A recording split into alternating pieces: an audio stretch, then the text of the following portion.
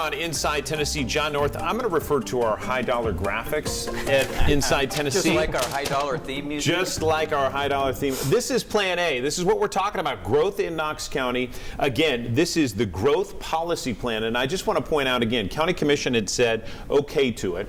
City Council has said okay to it. And Farragut Board of Aldermen, they're going to vote on this thing at the end of the month. So this is the outline plan. Someone who voted no against this on City Council is with us. Andrew Roberto, explain why you were one of 2 no votes on this plan. So, John, simply put, traffic and flooding. Now let's unpack that a little bit. When we're looking at what City Council was actually voting on, it was the amendments to the growth policy plan, which is an agreement that the city, the county, and the town of Farragut entered into in 2001, and we've been living with that since that time, okay?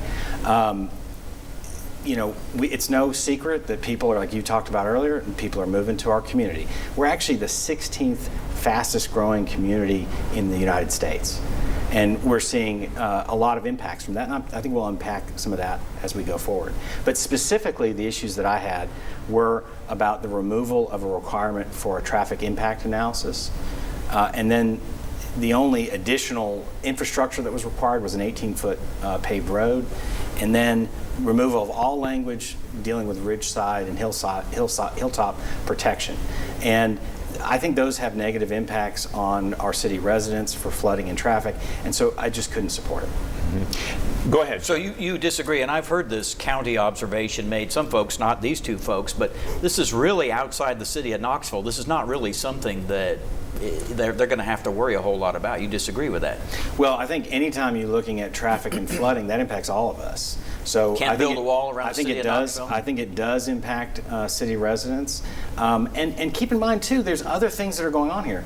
The county is going to be looking at their comprehensive plan. They're going to be looking at maybe making some zoning changes. Those are all things outside of City Council's purview, so I'm not getting involved in that. What I'm telling you is what I had to do is look at a document that was changed, and then I had to vote on that document. Those changes don't align with my advocacy for smart growth, so I couldn't support them. That doesn't mean that County Commission can't come in and make some other changes later. I don't have that purview. That's not my role. I'm looking out for the city residents that I represent, and those things don't align with my view. Did you hear from your constituents in District 2? Have you heard from your folks saying, hey, Councilman, we don't like this or that, or what have you? I had. The concern is about traffic and flooding. And I think, you know, we can ask our county friends, but I think they're going to say the same thing. Everyone has those concerns, whether you're in the city or the county.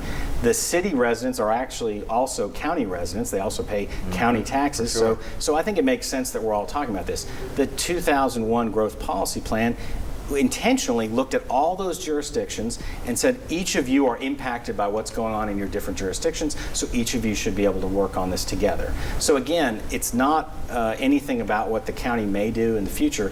I have to look at a very narrow, limited, role that I'm playing here, looking at a document, looking at changes that are made, and then having to vote on it. And let's explain that with you all from the county, because I want to drill down on the hilltop, ridgetop conversation. That's something we saw the city place some limits on. There was a lot of conversation about it at the time. It's because our community is so hilly and difficult to build on, and what is the impact if you build on those hills? What do you get when it comes to flooding and that kind of thing?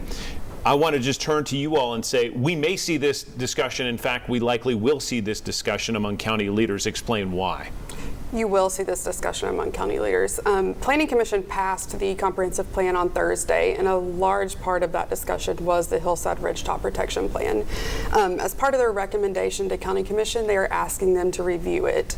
County Commission currently only uses it as an advisory plan, and Planning is asking them to look at adoption.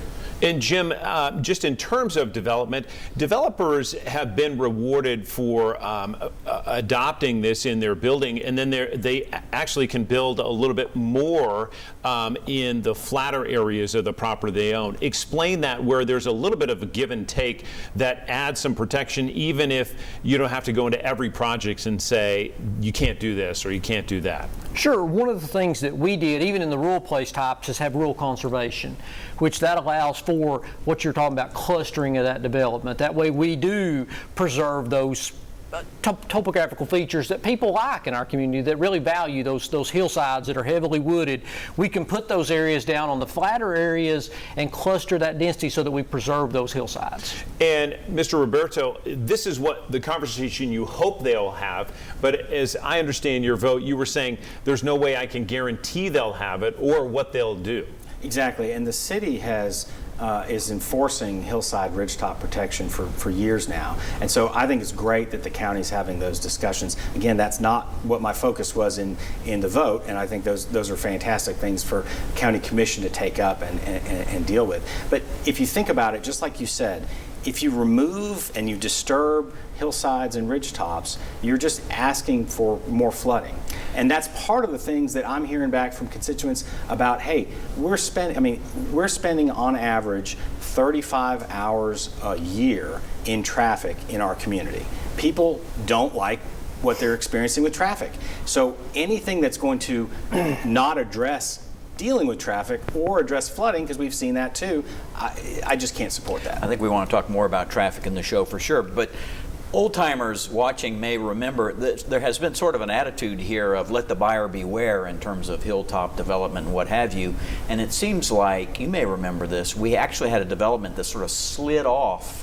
You remember that? We had heavy rains and it just kind of, I don't remember if it was in Knox County or Knoxville, just the hillside just slid down. It's like, holy cow, affected an apartment complex. It would sound like it is completely to Knox County's advantage to get on board with this with more sharp regulations.